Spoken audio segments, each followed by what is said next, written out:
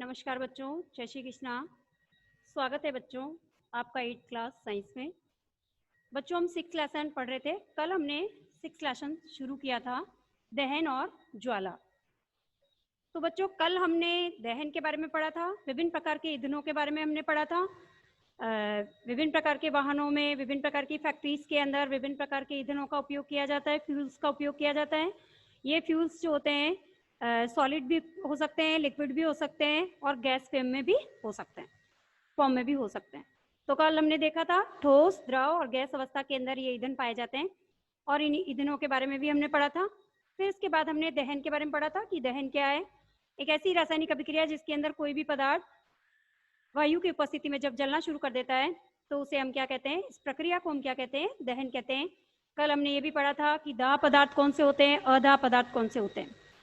तो बच्चों कल हमने पढ़ा था कि दाह पदार्थ और अदाह पदार्थ, जो पदार्थ स्वयं जलता है उसे हम क्या कहते हैं, दाह पदार्थ। जैसे ईंधन जिसका उपयोग हम जलाने में करते हैं वो क्या कहलाएगा, दाह पदार्थ कहलाएगा। तो हमारी बुक के अंदर कुछ एग्जाम्पल्स दे रखे हैं कि आप इनमें से दाह और अदाह पदार्थों को छांटिए या फिर इनमें से आप अलग अलग कीजिए कौन सा पदार्थ दाह है या कौन सा पदार्थ अदाह है। तो देखते हैं बच्चों, आइए बोर्ड पे देखिए। यदि हम लकड़ी को जलाते हैं बच्चों तो लकड़ी जो है एक दाह पदार्थ है जो कि अपने न्यूनतम ताप पर या अपने ज्वलन ताप पर आने पर वो जलना शुरू कर देती है। इसके अलावा यदि हम पत्थर को जलाएंगे तो क्या वह जलेगा, नहीं। तो हम कह सकते हैं पत्थर क्या है, अदाह पदार्थ है। लकड़ी एक दाह पदार्थ है जबकि पत्थर एक अदाह पदार्थ है। ठीक उसी प्रकार से जब हम कोयले को जलाते हैं तो कोयला भी अपने ज्वलन ताप पर जैसे ही पहुंचता है तो वो जलना शुरू कर देता है। तो इसका मतलब कोयला भी क्या है, एक दाह पदार्थ है। फिर चलो आगे देखते हैं, कांच दे रखा है। कांच की बात करें तो कांच भी जो है अगर हम कांच को जलाते हैं तो वो सरलता से नहीं जलता है ना। तो ये भी एक अदाह पदार्थ है। और कागज की बात करें या माचिस की तीलियों की बात करें तो ये भी एक दाह पदार्थ है, क्योंकि कागज को भी जब हम जलाते हैं तो वो तुरंत सरलता से जल जाता है, क्योंकि कागज का ज्वलन ताप तो सबसे कम होता है, वो जल्दी से आग पकड़ता है ना।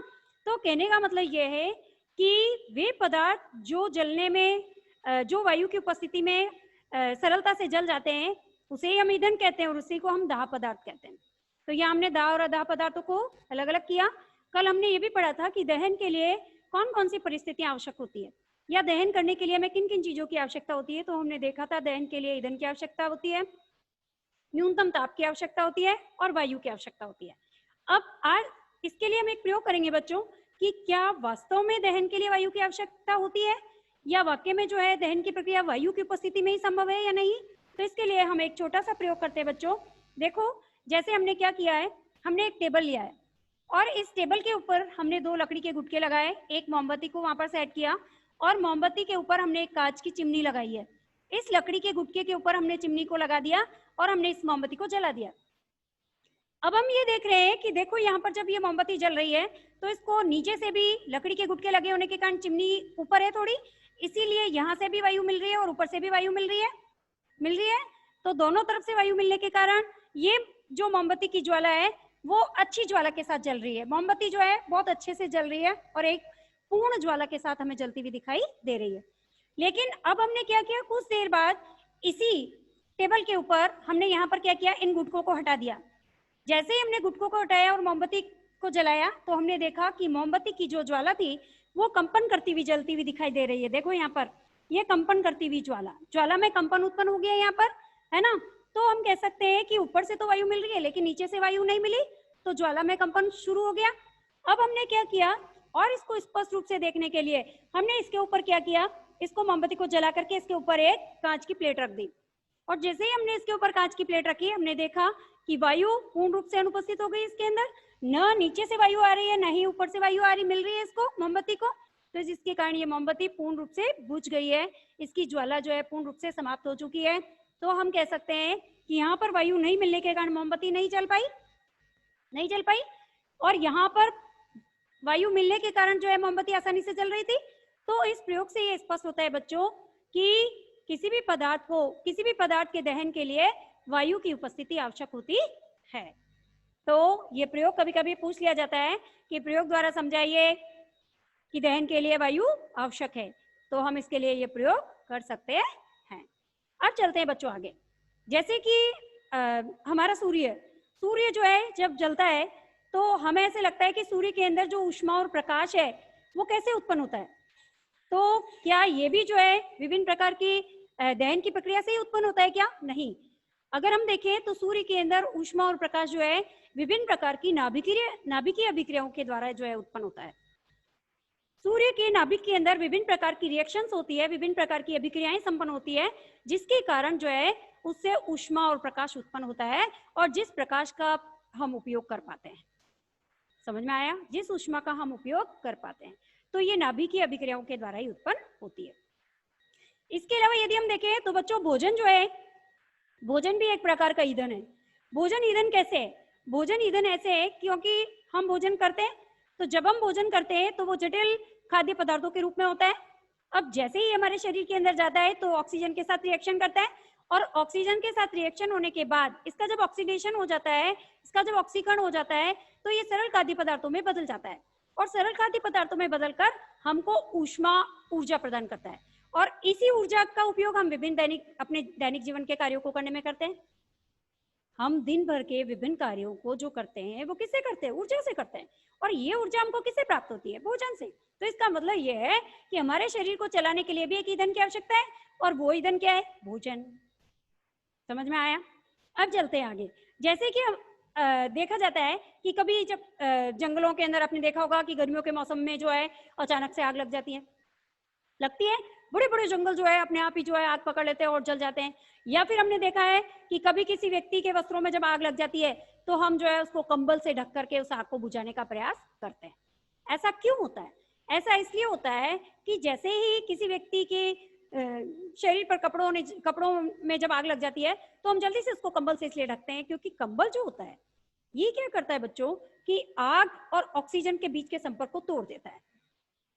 भाई आग ज्यादा कब होगी? जब उसको ऑक्सीजन प्रॉपर मिलती रहेगी। जब ऑक्सीजन प्रॉपर मिलेगी तो वो आग और ज्यादा बढ़ेगी। तो कंबल क्या करता है? एक तरीके से कार्बन डाइऑक्साइड का कार्य करता है, ये है ना, कार्बन डाइऑक्साइड की तरह कार्य करता है। तो जैसे ही कंबल को ढकते हैं तो ये क्या करता है? आग और ऑक्सीजन के बीच के संपर्क को तोड़ देता है।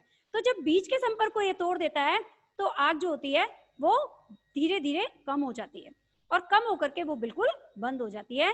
इसीलिए जब किसी भी व्यक्ति के वस्त्रों में आग लग जाती है तो उस समय हम कंबल से उसको ढकते हैं आग को बुझाने के लिए, ताकि आग और ऑक्सीजन के बीच के संपर्क को तोड़ा जाए और उस व्यक्ति को आग से बचाया जाए। आया समझ में? अब इसके बाद बच्चों हम चलते हैं ज्वलन ताप की ओर। ज्वलन ताप क्या होता है? ज्वलन ताप का मतलब क्या है? जैसे मैंने कागज चलाया, तो जब मैं कागज चलाऊंगी तो मैं देखूंगी कि कागज जो होगा जल्दी से जल जाएगा, है ना, कुछ सेकंड में ही कागज जो होता है जलने लगता है। लेकिन इसी जगह पर यदि मैं किसी कोयले को जलाऊंगी तो उसको जलने में बहुत समय लगेगा। ऐसा क्यों? क्योंकि उसका ज्वलन ताप अधिक है, जबकि कागज का ज्वलन ताप कम है। तो इसका मतलब ये हो गया कि विभिन्न पदार्थों के ज्वलन ताप अलग अलग होते हैं। सभी पदार्थ अपने अपने ज्वलन ताप पर ही जलना शुरू करते हैं। इसका मतलब तो यही हो गया। हाँ, तो बिल्कुल सही है ये कि सभी पदार्थों के ज्वलन ताप अलग अलग होते हैं, और इन ज्वलन ताप पर ही ये पदार्थ जो होते हैं जलना शुरू करते हैं। जैसे मम्मी घर पे कोयले जलाती है तो मम्मी क्या करती है? कोयले के ऊपर थोड़ा सा केरोसिन डाल देती है ना, मिट्टी का तेल डाल करके, और जलाती है तो वो जल्दी से जलने लग जाते हैं। जलते हैं क्यों? क्योंकि मिट्टी का तेल जो होता है वो उसका ज्वलन ताप कम होता है, और कम होने के कारण वो जल्दी से कोयले को जलाने में मदद करता है। समझ में आया? तो अब ज्वलन ताप क्या है? ज्वलन ताप का मतलब ये है कि वह न्यूनतम ताप जिस पर कोई भी पदार्थ जलना शुरू करे उसे हम क्या कहते हैं? ज्वलन ताप कहते हैं। और विभिन्न पदार्थों के ज्वलन ताप जो होते हैं वो अलग अलग होते हैं। जैसे कागज है, कोयला है, केरोसिन है, कास्ट कोयला है, लकड़ी है, इन सभी पदार्थों के ज्वलन ताप अलग अलग होते हैं। तो बच्चों आज हमने ये सब पढ़ा। इसके अंदर बहुत सारे प्रश्न बनते हैं। पहला प्रश्न तो यही बनता है कि प्रयोग द्वारा समझाइए दहन के लिए वायु आवश्यक है। दूसरा प्रश्न बनता है जब किसी व्यक्ति के वस्त्रों में आग लग जाती है तो उसको कंबल से क्यों ढका जाता है। तीसरा प्रश्न बनता है कि ज्वलन ताप किसे कहते हैं, है ना। तो बच्चों मुझे पूरा विश्वास है कि आपको जो है आज की क्लास पसंद आई होगी। तो धन्यवाद बच्चों। नेक्स्ट टॉपिक हम अगली क्लास में पढ़ेंगे। धन्यवाद। जय श्री कृष्ण।